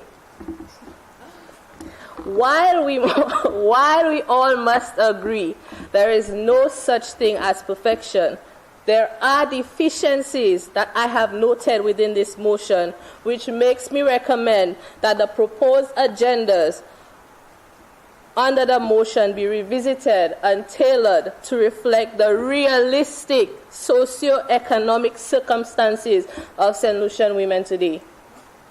I admire the motion's effort to grant women the privilege of becoming pioneers in high-demand, newly emerging STEM-related fields and the blue-green economy.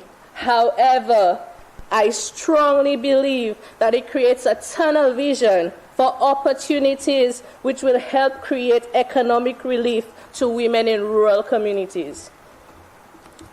Heavy focus on providing educational opportunities in only these 3 areas also does not realistically meet the immediate economic needs of rural communities in St. Lucia. According to labor trends from 2015, as shown in the International Labour Organization Gender at Work in the Caribbean study for St. Lucia, women are gravitating towards the service sector, while farming and forestry and industry sectors have a lot fewer numbers from the labor force. According to the study, fewer women are expected to seek employment in these areas. I must wonder, why is that the case? We live in a country where there is an abundance of fertile soil, and we're also surrounded by water. So why is it that women prefer to work in the service sector?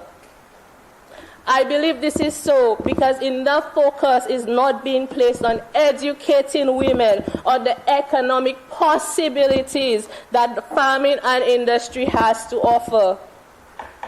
I believe that there is a crippling stigma attached to persons who work in these fields. Farmers and industrial laborers for years have been regarded as both ignorant and uneducated. Other aspects of these industries, even in today's age, are still considered to be a man's job. Honourable Member, you have 3 minutes remaining to make your contribution. Honourable Member from Meekwood South. Madam Speaker, I beg to move for the suspension of Standing Order 32.8 so that the member of Choiseul and Saltibus to be allowed an additional 2 minutes. Honourable members, the question is that the Honourable Member for Choiseul Saltibus be given an extra 2 minutes to conclude her presentation. I now put the question. As many as of that opinion say aye. Aye. As many as of a contrary opinion say no. I think the ayes have it. The ayes have it. Honourable Member, you have an additional 2 minutes to conclude your presentation. Thank you, Madam Speaker. A qualified electrician, Madam Speaker, can make between $5,000 to $25,000 to wire a house, and the profit margin is between 20% and 60%. CMOS farming in 2019 brought $500,000 of revenue into St. Lucia. Still, not only are there few persons working within these fields, majority of them are men. If we are only to focus on educational opportunities within STEM and the blue-green economy, as a young woman and a potential beneficiary of this motion, what job will be readily available for me in St. Lucia? Can I walk into a store in St. Lucia and get the tools and resources I need to start a business for myself? I know I can walk into M&C, J&B, True Value to purchase tools needed to start a career in masonry, plumbing, tiling, and electrical engineering. I am proposing that this motion expands its educational reach beyond just STEM and the blue-green economy. St. Lucia has potential to grow in already existing fields. Women from rural areas like my constituency and by extension St. Lucia should be given educational opportunities within high-demanding, already existing fields. We will always need farmers because we always need to eat.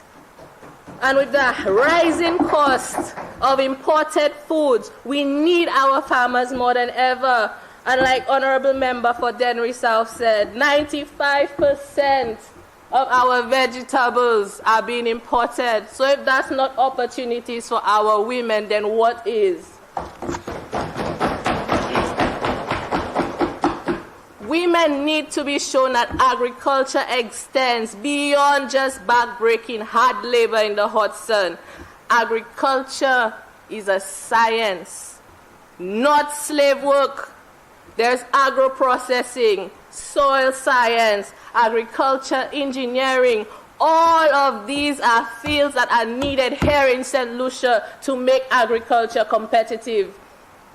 I would also like to propose that the motion makes allowance for development of a mentorship program. Women need to be exposed to other women who have achieved success in these fields to help motivate and inspire them. We do not need to leave our country to find these people. Right here on our soil, we have Helen's Daughters, the St. Lucia Network for Rural Women, and right there in Choiseul, we have the La Delin Women's Farmers Group. Madam Speaker, after having a conversation with these women, I personally can say there is a future for women in agriculture. The women of La Pointe, Industrial, and Delcel were invited by Bellevue Farmers Co-op to participate in a capacity building training for women farmers. After that training, Madam Speaker, the 20 participants grouped together to form their own organization. And now today they've grown in numbers and extended to the nearby community of Bois-d'Enchoiseul. Imagine that, Madam Speaker, an educational opportunity has grown and groomed a crop of mentors for our women in St. Lucia. Madam Speaker, I would like to reiterate, I have nothing against STEM or the blue-green economy. However, if we have to be realistic about providing economic relief to women, we need to be more realistic about our country's current socio-economic situation and tailor our motion to meet it. Thank you.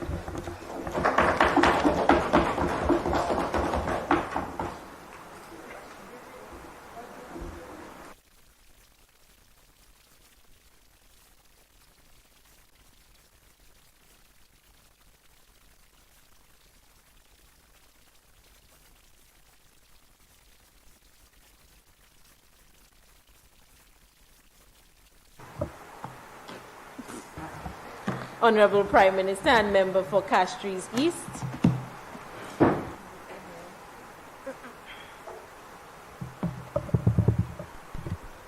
I would like to thank all of the honorable members for their contribution to the motion. We are government of St. Lucia and not just the government for political party. I would serenade us all with Bob Marley's hit song One Love, but the rain has finally stopped, so I won't do that. So we welcome the contributions of the honorable members of the opposition. Their suggestions with regard to the deficiencies in the motion and the needed amendments will be taken into consideration and given due regard. So thank you once again, honorable members. I would like to touch on the points made by the honorable member for Miku South and the orange economy. I agree that for a long time the arts and creative industries have been neglected, but with the digital nomad era, there is room for improvement in that regard. I would like to use the artist, the Denry segment artist, actually as an example, and how the hit song Split in the Middle was able to gain international recognition because of the technological advancements and globalization. Our focus on the digital nomad era will assist with strengthening the orange economy and giving artists and creatives a platform where they can receive economic empowerment.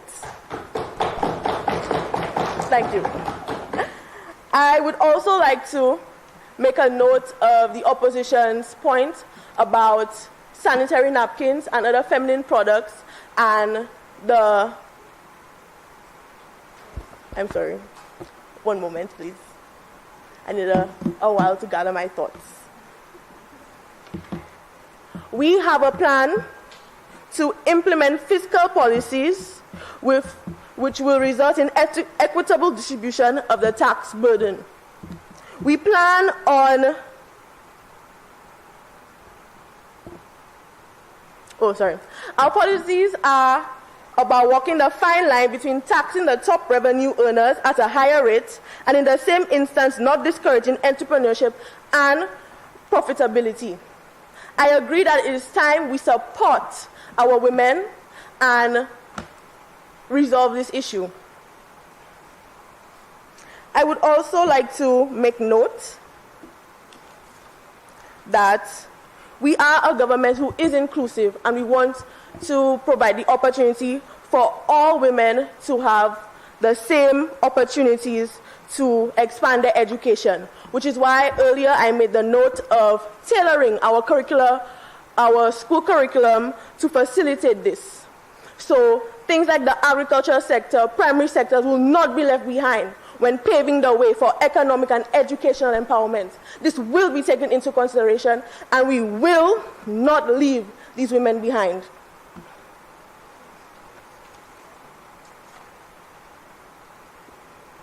Sorry.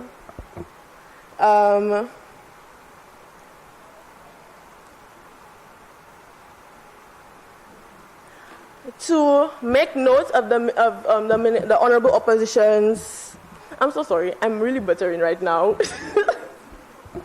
I'm a little nervous. I don't know if everybody can tell, but I just need a few minutes. I'm so sorry. Right? To make a note of Honorable Minister for Beaufort South, Choiseul Saltibus. Yes. To make note of that and the mentorship programs, we have funding in place for that, and we have grant funding from various institutes, and we have a total of $49,078,671 to go towards that. So that will be implemented and will be brought forward.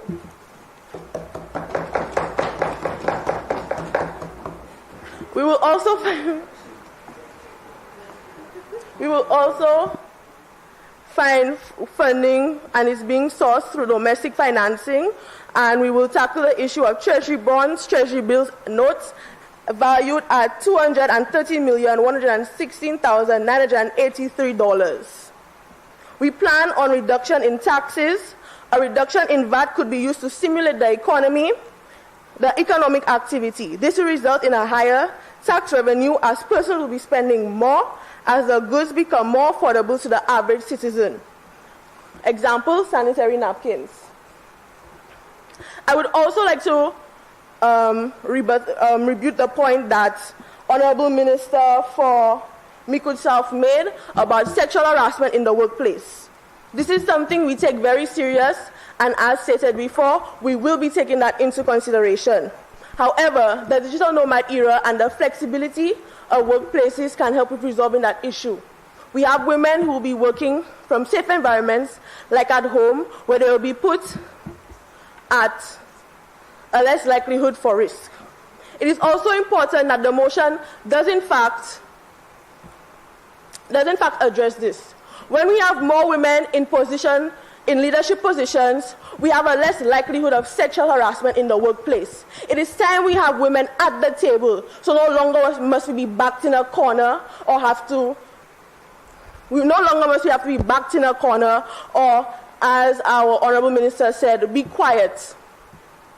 When we have more women at the table, we are able to empower each other and protect each other. So this is something that will be addressed if the motion is passed. I want to reiterate the commitment that this government has to assisting St. Lucia, and in particular, the women. We want to strategically allocate time and funds to help these marginalized groups and to resolve their issues. I would like to stress the importance of being proactive in creating conducive circumstances for young women and youth to improve their current economic situation, as well as their prospects for the future. As our Honorable Nobel Laureate said, the way to alleviate poverty is through education.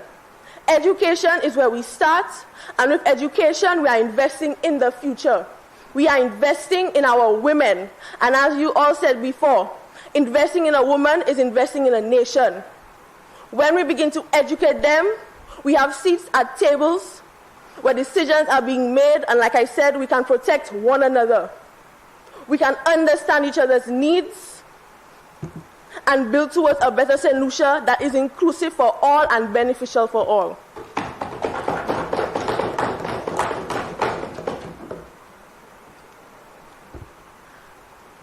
I would like to once again stress that we should support this motion in order to create more opportunities for women.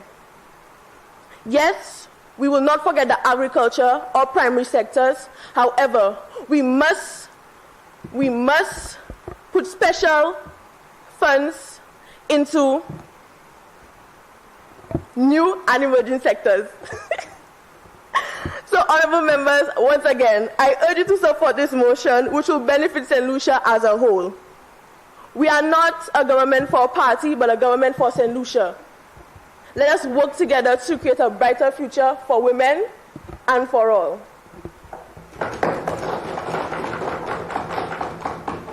I thank you. Thank you, Honorable Prime Minister.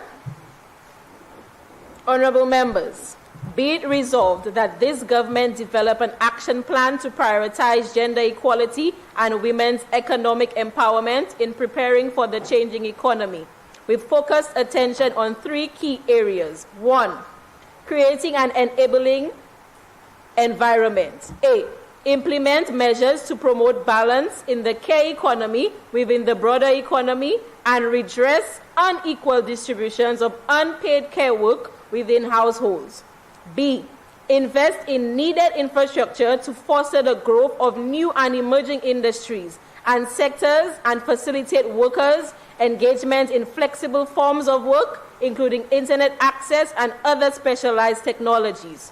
2, providing education. A, develop programs to strengthen women's and girls' access to knowledge and training related to high demand and emerging fields, including STEM-related fields and those in the blue and green economies. B, lead public awareness campaigns to challenge stereotypes around gender roles in the world of work. 3, increasing direct support. A, provide access to needed financing, services, guidance, and other resources for women-owned businesses and enterprises in response to the unique challenges they face to ensure equal opportunity. B, create opportunities and incentives for women's employment in demand fields. Honorable members, the question is that Parliament do authorize motion for the action plan. I now put the question. As many as of that opinion say aye. Aye. As many as of a contrary opinion say no. No. I think the ayes have it. The ayes have it.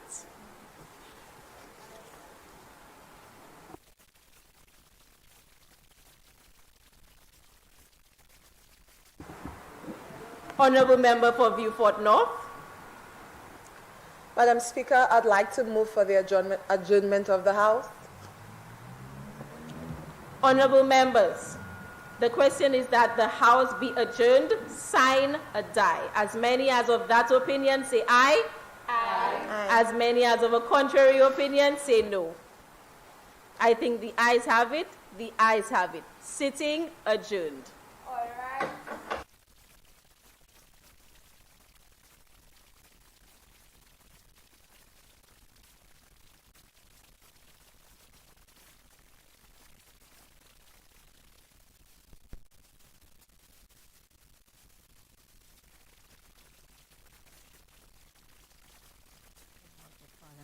Stay with us. There is a short closing ceremony that will be done right now with the Honorable Speaker of the House, Honorable Claudius Francis, presiding.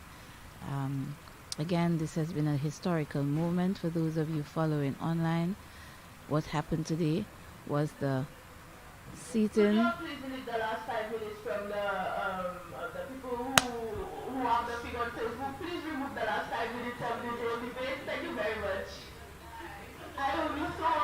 Monique.